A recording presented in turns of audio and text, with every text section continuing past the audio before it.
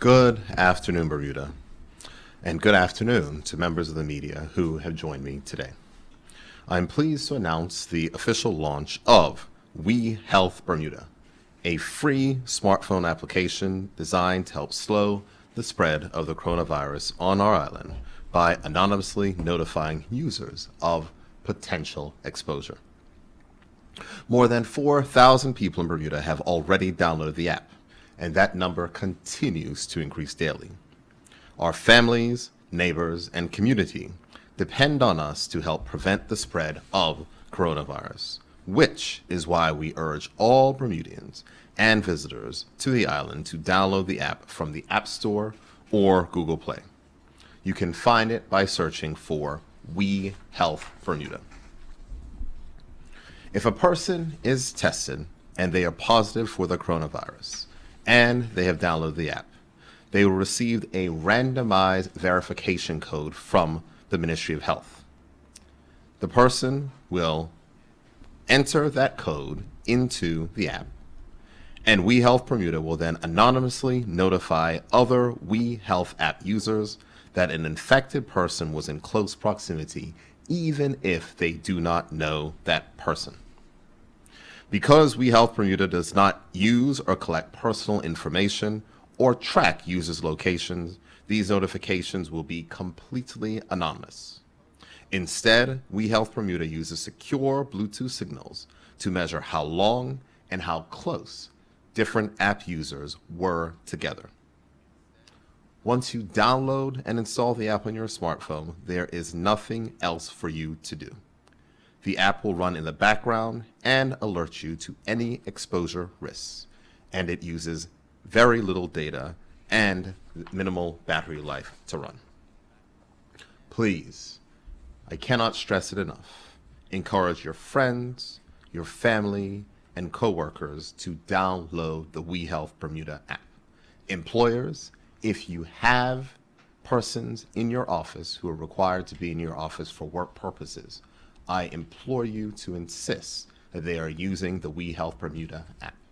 Employers who may have devices which are company devices, I would ask that you have your IT departments to ensure that this app is automatically downloaded and placed on phones. We are going to be working with phone companies to try to make sure that notifications are sent out to get people to install this app, but I cannot stress how vital the wide use and installation of this app is necessary in order for us to reduce the spread. If you have any questions about the WeHealth Bermuda app, please visit www.gov.bm/WeHealth, or you can email covidapps@gov.bm. Pairing WeHealth Bermuda exposure notifications with manual contact tracing and other preventative measures like wearing a mask, physical distancing, and frequent hand washing means better protection for us all. As we navigate through this spike, we have to use every possible tool to contain the spread. As I've mentioned in the past, and it helped reduce the rate of infection from a daily average of 160 new cases to only 5 new cases in only a few weeks. And it's important to note, especially as in Bermuda right now, we have the issue of mass quarantine of individuals. The results at the University of Arizona were achieved by employing targeted quarantine of individuals at high risk of infection because they were notified by the app, rather than mass quarantines or a complete lockdown. They were able to reduce infections by 97% and were able to continue classes in person just by using this app. I cannot express how critical our current efforts to curb the current outbreak it is for persons to use this app and how essential it is for everyone's participation. I have the app on my phone, which I downloaded several weeks ago. The app has updated, so it no longer lists Bermuda and Bermuda Pilot at the top. It now lists Bermuda residents and Bermuda visitors. But the app itself is live. As I've said, once you download the app, you do not have to do anything else. It's running in the background, and as I said, does not uses minimal data, and as it's Bluetooth low energy, it will not drain your battery life. As easy and as simple as it sounds, this technology, together with other public health guidance, including extensive testing that we are using in the fight against the coronavirus on our shores, will help us in the current outbreak. Each person who is watching this broadcast on Facebook, please take a minute to download the app. Once you download it, message to friends and tell them to download the app. I wish to extend my thanks and appreciation to everyone who has worked late nights and weekends on this app to ensure a successful launch today. Members of the Department of Information and Digital Technology, persons in the Ministry of Health, and persons in the Department of Communications, and most importantly, our overseas partners at WeHealth. Special thanks go to Martin Walsh of the Information and Digital Technology Department and Dennis Pitcher, who's in the FinTech unit, who have been driving this initiative. Also thanks to the collaboration from a number of community partners in the research efforts in getting us to decide on the correct app approach to take. Bermuda will be one of the first countries to deploy a fully privacy-compliant, countrywide anonymous notification application. Again, as I end, this app is completely anonymous. It does not require registration. It does not ask you for your phone number. It does not ask you for your email address, and your data is not shared with anyone. That data resides on your phone and with the technology of which is being used when a notification code is sent to you is the time that information is transmitted. The app is vital to ensure that we can quickly tackle this current outbreak, and I urge everyone to download this app so that we can use the power of technology to defeat the coronavirus. Let me give you an example. In using this app, as I've said, in the situations where we've seen where there has been large amounts of persons quarantined because they may have been at a particular location during a current time, if persons are using the apps, only the persons who would have been in close enough proximity to a person will be the ones that are notified. And so it helps us to avoid mass quarantine, and it makes the process a lot more efficient. Again, you can go to www.gov.bm. Right at the top on that red banner, it will say WeHealth.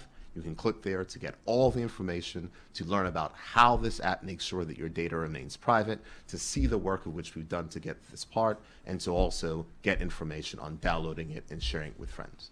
With that, I'm happy to take any any questions from members of the media regarding the WeHealth app.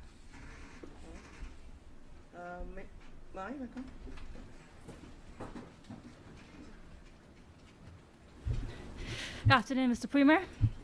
Maya Palacio here from Media Maya. My first question, you said that you'll be getting a verification code to be put into the app. So if a notification is sent, but you don't have to add any information on the app when you download it, how will the notification be sent to persons? That's just the way the technology works. If you go on, as I said, if you go online to gov.bm, the full explainer videos on how all of these matters work are there. But as I said, the app itself is built on completely novel technology. And when we say completely novel technology, at the beginning of the coronavirus pandemic, there was a question of how do we deploy and how do we use apps to tackle this problem? Some countries like Singapore, they did Trace Together. I think India did something. I think the UK tried to pilot something. They were not fully privacy compliant. So they required you to give your name, your email address, all the rest. And so there wasn't high uptake because of the fact that it was, your personal information was being shared. In this case and instance, it is revolutionary insofar that, and as I said, Google and Apple worked on this protocol. This protocol is now a part of all the operating systems of phones, and the only apps that can work with these are apps that have been signed off by Google and Apple to make sure they protect privacy. And so the app, it does not ask for your name, it doesn't ask for your email address, it doesn't ask for your phone number, it asks for none of that information. What it does is that if you are close to another phone that's there, it will just track the numbers. It runs algorithms that are on your phone, and then I think on a daily basis, it kind of uploads all these random numbers, which cannot be tracked or traced to anything. If there is a notification that is sent, as I said, you get that number from the Ministry of Health, you'll enter that number, and it will trigger the notification to any of the phones that you may have been in touch with for that period of time. Right. The reason why that notification item is sent is so that individuals can't take out the phone and says enter an exposure notification and enter fake notifications to set off alarms across the system. So that's the protection. So it only comes to the Ministry of Health in order to enter that information. But Okay. the Ministry of Health cannot enter that information directly. The Ministry of Health cannot notify people directly. It requires the individual to enter that information because the Ministry of Health does not have the information or data that is stored about this. So when a person, let's say, for example, if a person gets a positive case and the results come back from the ministry, will that verification code already be put on that email that gets sent to people? I do not believe that people who are positive are notified by email. Okay. I don't. So I think that what the Ministry of Health has done as part of the process now is they will ask persons, do you have the WeHealth app installed on your phone? If they do have the WeHealth app installed on their phone, they will issue them this number, and they will ask them to enter that number into the system, so it will send out the notifications. The Ministry of Health will not know who's notified. So the notifications that will go out, the app will say, you have been exposed, there's a possibility you've been exposed, please follow the following steps. So it may say, do this, do that, contact this number, X, Y, and Z. But the Ministry of Health won't know who's exposed. The person who sends the message or who is tested positive will not know who the message has been sent to, and the person who's receiving the message will not know who the message has been received from. Okay. Thank you. Those are my questions.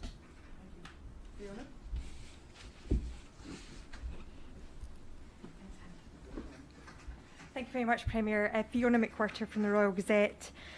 With regards to if someone gets a notification that they've been in the same area as someone who's tested positive, will they know the date and location where that potential exposure took place? I think so. If you check online, it might show you, but I'm relatively certain that possibly. Sure. Possibly. I'm not sure, though, so I don't want to be 100% on that. I'm just thinking maybe if someone was with others who perhaps either didn't have a phone on them or didn't have the app, then that would, allow them to maybe alert those other people as well. But the information's online, is it? Absolutely. And I think the full video, the explainers are there because, as I said, the most important part of this app rollout is that there's confidence that people know that their information and data is not going to be accessed by anyone. And the way that these things were designed is it is fully and completely privacy compliant. So the government gives up something. So it would have been far more, easy and efficient for the government to know all the person they're in touch with so they can contact them directly. But that would not fit inside of the Personal Information Protection Act, and that would be rather intrusive. So this is just another tool. The anonymous exposure notifications are helpful, but it requires people's participation. But we can see going forward, for restaurants that want to keep their patrons safe, for gyms that want to keep their patrons safe, and others, they may say, please show me the app, please make sure you have this app downloaded. This app will help because, a restaurant or a proprietor would prefer to say that all the persons who come to use the establishment we know are using the app to save, a mass closure or a long time closure because the proximity of times that you were installed. And it has very sophisticated algorithms. So it notifies if you're within 15 minutes of someone, but it can also do cumulative notifications. So if you were in the same vicinity of certain persons who, for about 5 minutes, another in 5 minutes. So it's a very complex algorithm that is certainly being built on this. The app itself came from Stanford University. Was originally called COVID Watch. And it's been rebranded to WeHealth. But as I said, it's been used, it's been developed from that aspect. And it's certainly something that I'm excited to deploy. But the best way for persons to make sure they take advantage of is to recognize it is completely and fully privacy compliant. If there's one message that I ask your readers to know is that's the message. Thank you very much. And with regards to if someone was to get a notification, my understanding from what you're saying is that the onus is then on that individual to either get tested or quarantine. So it's up to them then to take those next steps.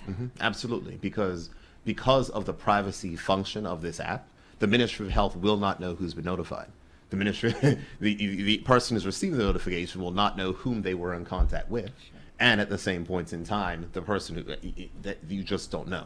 And that's the beauty of it. And so the instructions will come to the phone, which will say that, there's a possible exposure, and the instructions will come from the Ministry of Health. It'll say, contact the hotline, do this, do that, all the rest. It'll be a standard message of the types of things that individuals should do. Thank you. And I think you mentioned that with regards to the University of Arizona rollout, some of the targeted quarantines had helped to avoid either a mass quarantine or a lockdown. Is that what you're hoping for here, or do you think that there are tighter restrictions, such as perhaps a shelter in place on the cards for Bermuda? I'm not going to necessarily speak and preface that. I'm giving a statement in the House of Assembly at 3 o'clock following a cabinet meeting, which took place last night, to advise on next steps. But I think that I would have prefaced my statements last week and the week before that these are tools that are part of our disposal. And I think the most key aspect is that we have to make sure that we use technology. And these are helpful for individual citizens. It's not something for the government. Certainly the government wants there to be less transmission, but we have to recognize that it makes it easier if we're able to specifically identify and persons can understand what their risks are from where they were versus, oh, you were at such and such establishment in the space of 12 hours, you are now quarantined for the next 14 days. It's a lot easier to say, I was in close proximity to X. And so I'm certain that there may be guidance that's going to come out regarding establishments that are open for employees to make sure they're using this, because that's what's important. That's how this works. And that's, I think that, it's about choice and selection, and persons would, want to feel comfortable that they're going to a place where they know that they may not get stuck in a long-term quarantine, but the people can adequately manage the exposure, which they may be exposed to by being close to a person. Thank you very much. And the last one, maybe for yourself or Minister of Health. Well, she'll be here with me at 5:45 today. I'll check first. The Minister of Health said in her ministerial statement this morning that the island can expect 9,000 doses of the vaccine, I think in January. Can you tell us if that covers 9,000 people, or with it being a double dose vaccine, does that cover 4,500 people? The latter. And I So think the correct number 4,500 is 9,750. I think that's the correct number off the top of my head. But that's so it's half of those people basically that will be covered. That many doses. Yes. And so, yes. Thank you very much. No problem.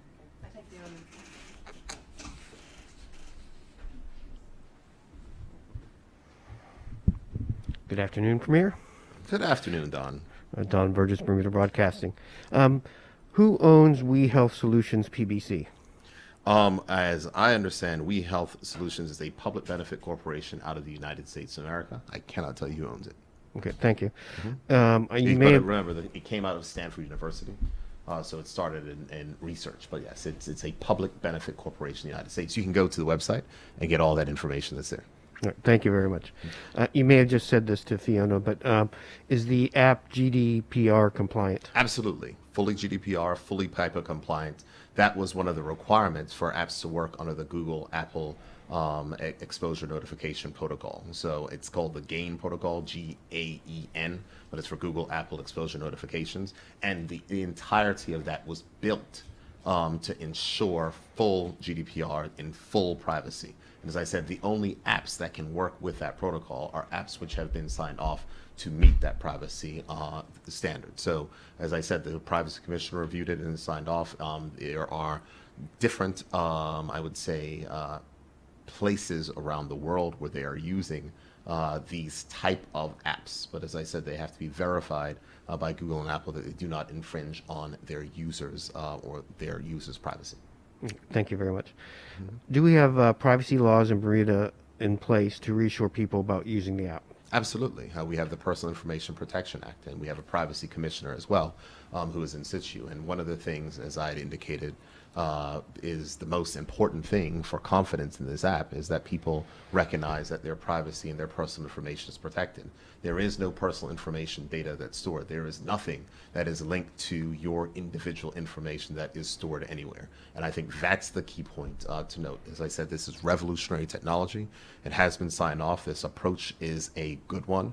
And I want the people of the country to feel confident that their personal information is secure because of the use of this revolutionary technology. Thank you. What happens to the data long term? The data is deleted. It doesn't stay. It doesn't stay after 14 days. The data does not need to stay. All of that information is listed certainly on the FAQs on the website where persons can go to www.gov.bm. We want people to know and to understand that their information is not shared and personal information is not collected. But yes, it is deleted after 14 days because it's not needed. You mentioned earlier that by having the app, it'll help avoid closing down, putting everybody in quarantine. But that only works if people are everybody's using. So, like for example, only 4,000 people will have downloaded it. To what sort of level do you expect that part of it to be applicable? Well, that's a difficult question, and it's a question of levels. The way that I've been asked that question before, and the way that I look at it is not so far as from a countrywide basis. It's more on an activity basis, and that's the reason why I say for companies that are that their employees cannot work remotely, they should require their employees to have this. And the reason why is for a number of reasons, of course. But for an individual, you would want to be running the app as well, because as an individual, you want to possibly protect yourself from going into just being associated with a lump quarantine versus a targeted quarantine. And but I think that you can see places such as gyms and restaurants and other places which are open indoors will ask their customers to have the app. That provides protection to the business, and that provides peace of mind to the consumer as well. So I think that I look at it from the perspective of groups and activities versus everyone using it, because certainly young children may not have cell phones, senior citizens may be shielding and not be leaving home, so that's not the persons that are counted. But for people who are if they are engaged in activities which may be on a higher risk scale, such as going to the gym and others, I think that it makes it's wise and sensible that persons are using this app. And so I would encourage, as I had said during my statement, for business owners to do so, for company owners to do so. As I said, we're going to be working with the cell phone companies to send out a notification for persons for a reminder, but it is critically important that people download this app and recognize that their personal information is secure. And this is probably an obvious question, but Bermuda has a cell phone usage or ownership of more than one per person. It should be downloaded on every phone a person has. I would say you download on your primary phone, but I know that people have work phones and personal phones. In the case that some companies may opt to push that out as part of company policies, so it will automatically be on work phones. But if you leave your work phone home and you're taking your personal phone and then you don't have it, then that would be a problem. So yes, if you have two phones, then you can install it on both. Thank you very much. No problem, Don. Thank you for your questions. Do we have any more questions from the media? You want? Thank you, Premier. Nothing? Thank All you, right. members of the media. Thank you very much. Please go online and download the WeHealth Bermuda app in your app store today. Thank you.